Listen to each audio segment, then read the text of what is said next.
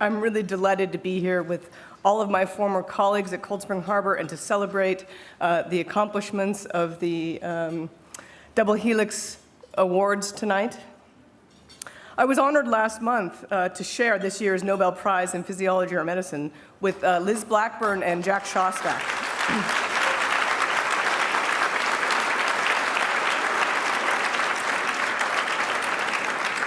I really feel that this Nobel is a celebration of curiosity-driven research, which is the hallmark of science at Cold Spring Harbor Lab.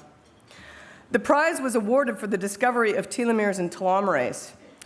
We did this work because we were fascinated by how chromosome ends, called telomeres, could be maintained in cells as those cells divided many times. We knew that the telomeres should shorten every time the cells divided, but we wondered how was it that they were re-elongated.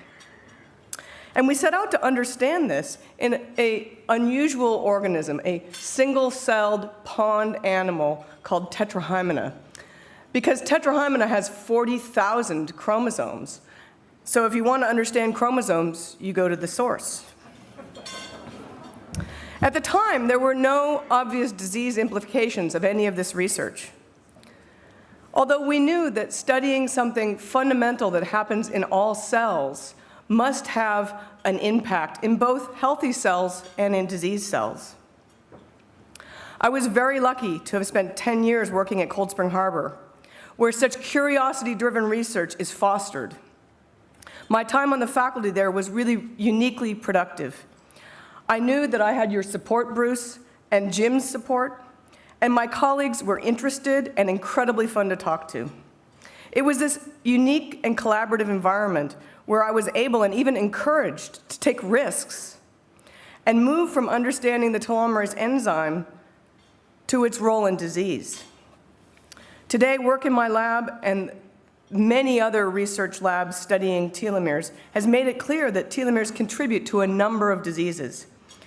Cancer cells are cells that have to divide many, many times, and they have to overcome this problem of the chromosomes shortening. And so telomeres and telomerase play an important role in cancer. More recently, it's become clear that there are age-related degenerative diseases where the short telomeres play a role in the inability of the tissues to continually renew after many, many, many cell doublings. And so there are these two fundamental disease associations which we didn't know about at all when we started this research. So I want to thank both Bruce and Jim and all of the colleagues that I had at Cold Spring Harbor Laboratory for their support and providing a tremendously productive environment that allowed me to explore and help make the connections.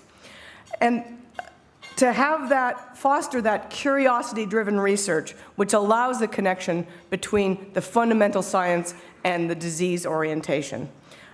It's been a wonderful journey, and I want to thank you.